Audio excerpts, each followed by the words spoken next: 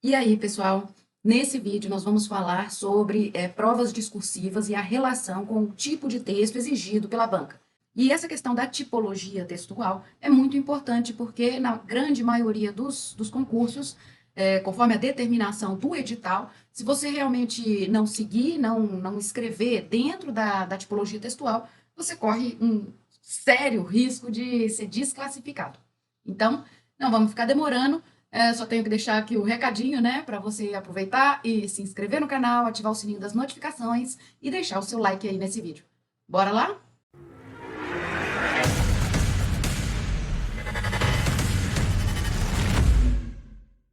Então vamos ver. Quando a gente fala de provas discursivas, a gente tem que entender que no edital do concurso eles vão apresentar qual é o tipo de prova que vai ser exigido.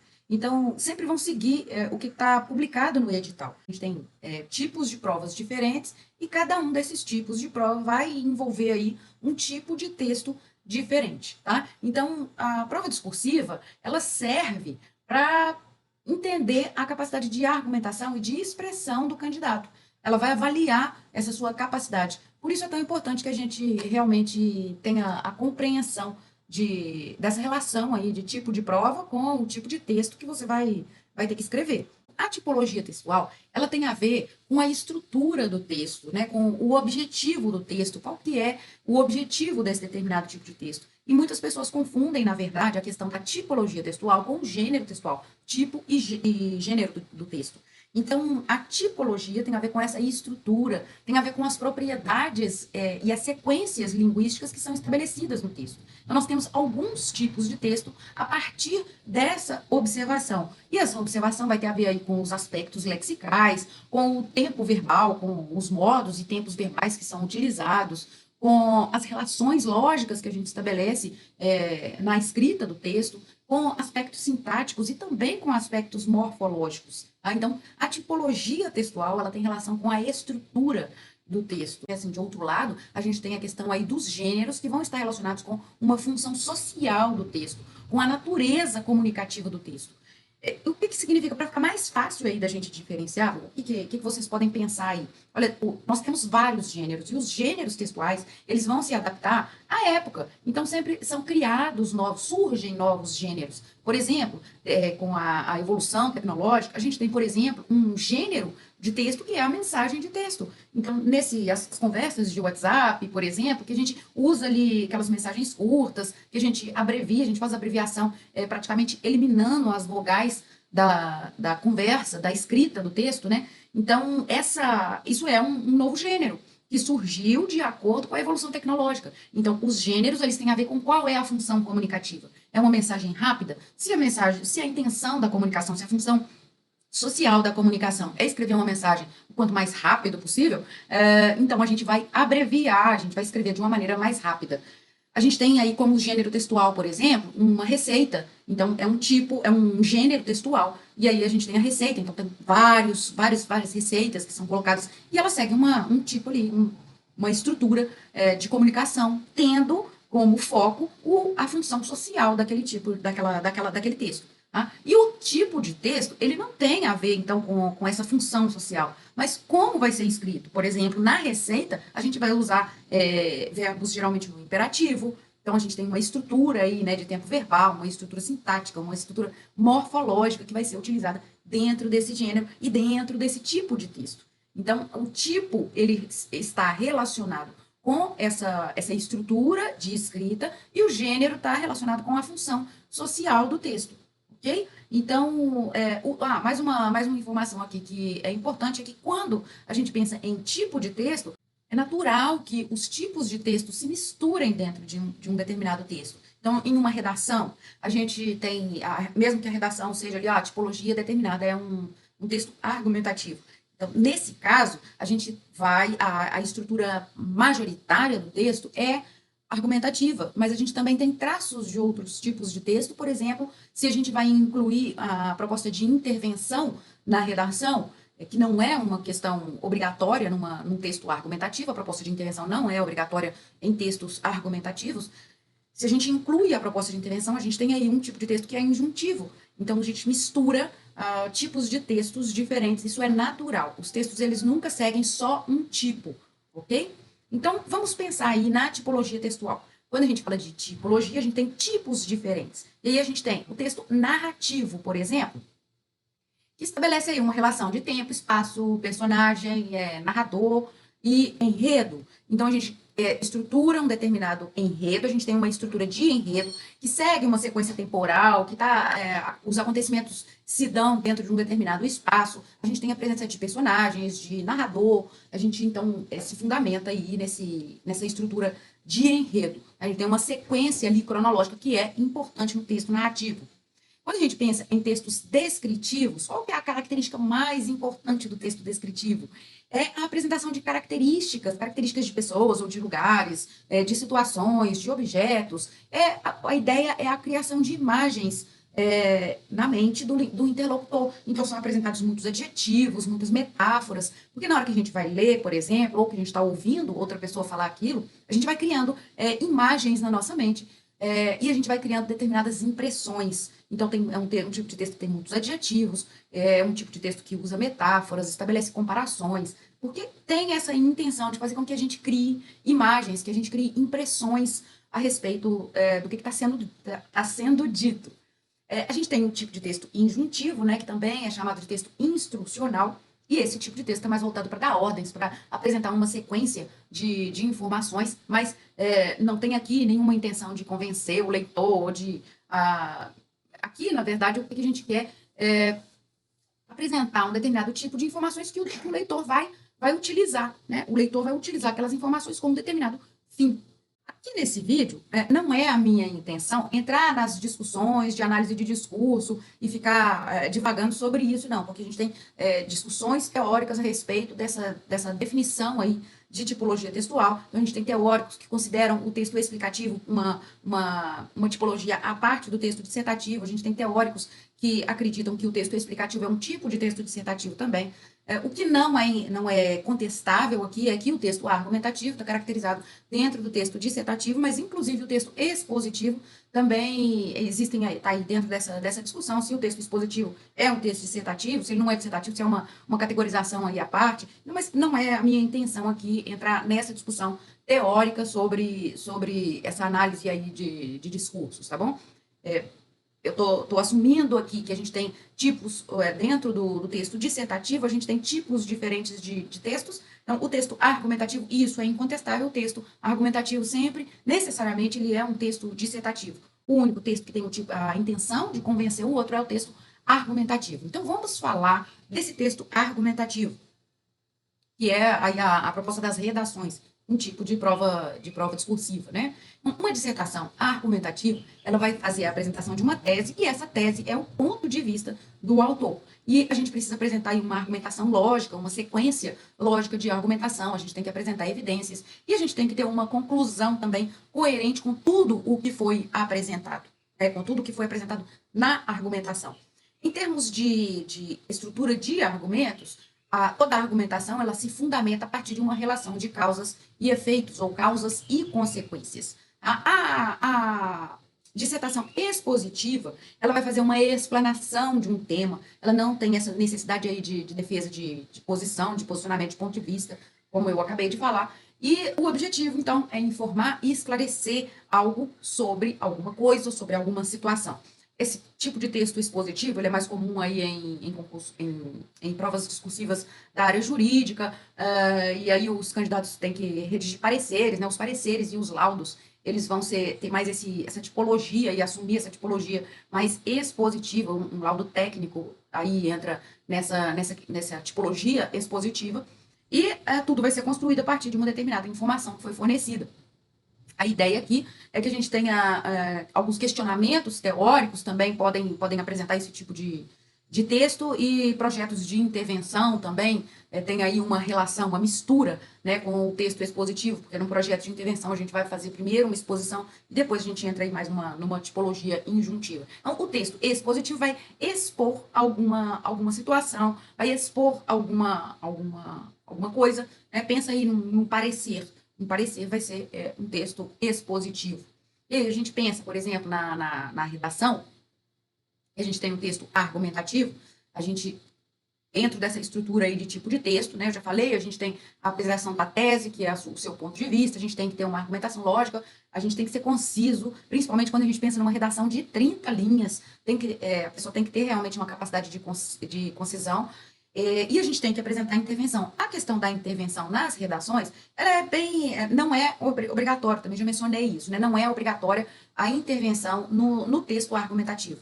As bancas, na verdade, elas apresentam isso daí, essas características da banca, não necessariamente isso também vai estar escrito no edital, mas são características das bancas. Por exemplo, a banca Vunest, ela não exige a proposta de intervenção. E você pode escrever a proposta de intervenção, mas você não vai ganhar pontos a mais se apresentar uma proposta de intervenção e nem vai perder pontos se você não apresentar uma proposta de intervenção. Agora, tem outras bancas, como a FGV, por exemplo, que exige a proposta de intervenção. E se você não incluir a proposta de intervenção, você vai perder pontos.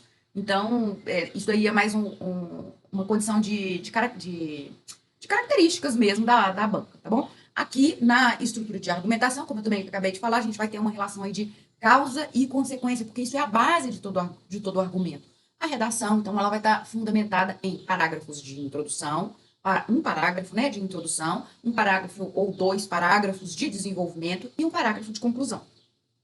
Quando eu falo um parágrafo de desenvolvimento ou 2, é porque tem gente que até ensina que você pode fazer 3 parágrafos de desenvolvimento. E eu acho, na minha percepção, se uma redação, se a gente está falando de uma redação de 30 linhas, escrever 3 parágrafos de desenvolvimento, ou seja, em 30 linhas, fazer 5 parágrafos, eu acho que não tem condição aí de que cada parágrafo, né, porque na redação, cada parágrafo de desenvolvimento vai defender um determinado argumento. E aí, para defender um argumento, você tem aí no máximo 6 linhas, eu acho muito pouco. Então, eu prefiro seguir a orientação de escrever no máximo 2 argumentos mais bem feitos, ou que seja um argumento bem feito, do que apresentar 3 argumentos sem o embasamento que é necessário.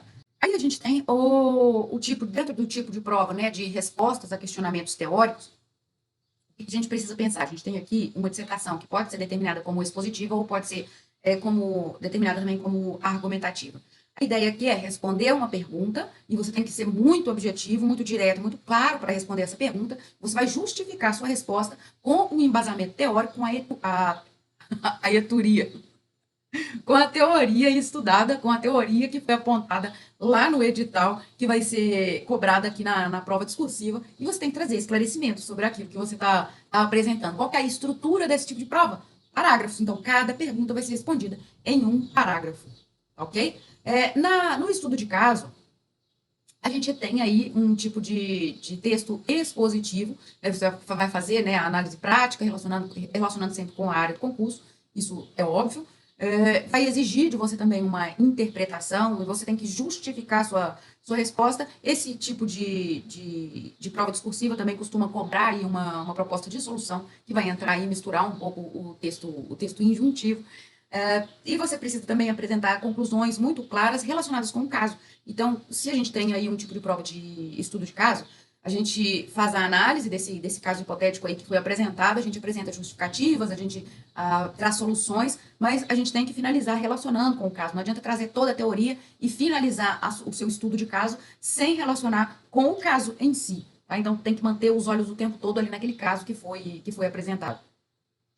Na elaboração aí de pareceres, a gente tem também uma dissertação expositiva, a gente vai apresentar aí fatos, né? A gente tem aí uma linguagem técnica que é muito específica e muito cobrada, e a gente apresenta esses fatos de uma maneira resumida, e a gente apresenta também o documento que foi analisado, né? Como se fosse, aí depende do contexto, pode ser um laudo, pode ser um parecer, a gente tem que apresentar quais são os propósitos desse laudo, desse parecer.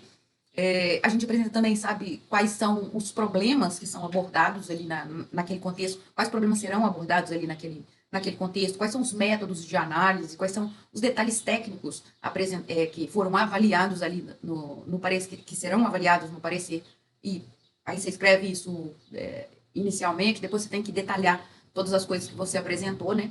E você vai apresentar resultados trazendo evidências que vão aí respaldar a sua conclusão, tá? Na elaboração de peças jurídicas, a gente tem uma dissertação argumentativa e também expositiva. Né? Tem que apresentar cabeçalho, o órgão judiciário, a qualificação das partes, a parte autora e a ré, né? A exposição da situação tem que ser clara, muito objetiva, né? Dos fatos, tem que trazer os fatos de maneira bem objetiva. obviamente tem que ser utilizada uma linguagem técnica, né? Então, o candidato aqui tem que apresentar fundamentos jurídicos, citar leis, né? Bases legais que sejam relevantes, normas jurídicas que sejam aplicáveis ali àquela situação, e realizar aí também uma análise do caso, sem esquecer, na verdade, aqui também não pode ser esquecido, né? De formular aí de forma bastante direta o que a a parte autora espera aí do tribunal, o que espera que o tribunal decida. E nesse caso também, né, da elaboração de peças jurídicas, a gente tem que ter aí os argumentos finais com uma recapitulação bem rápida de pontos mais importantes que foram apresentados e com os requerimentos finais também dentro de um posicionamento aí com bastante precisão, com bastante objetividade. Essa parte final aqui tem que ser muito objetiva, tá bom? E quando a gente tem aí a proposta de intervenção, a proposta de projeto, quer dizer, escreva um projeto, né? Elabore um projeto. A gente tem aí uma dissertação expositiva, com uma parte também de texto injuntivo. E o projeto, ele tem que apresentar aí análise, na introdução, a gente faz uma introdução aí com análise de contexto, né? Você tem que apresentar aí qual que é o contexto que vai ser abordado. Você tem que considerar ainda na introdução também o público-alvo, quais são os prazos para a conclusão de projeto, tem que incluir prazo, tem que incluir quais são as restrições, tem que apresentar os objetivos do projeto de uma maneira muito clara, e esses objetivos, eles têm que ser palpáveis, né? Eles têm que ser realizáveis, não adianta trazer objetivos que ninguém vai conseguir cumprir. E também tem que ser mensuráveis, porque no projeto a gente tem que apresentar formas de avaliação posterior do que aconteceu no projeto, dos resultados do projeto. Então, também no projeto a gente tem que apresentar as metodologias que vão ser utilizadas, as estratégias, quais são os recursos necessários, recursos financeiros, recursos tecnológicos, né?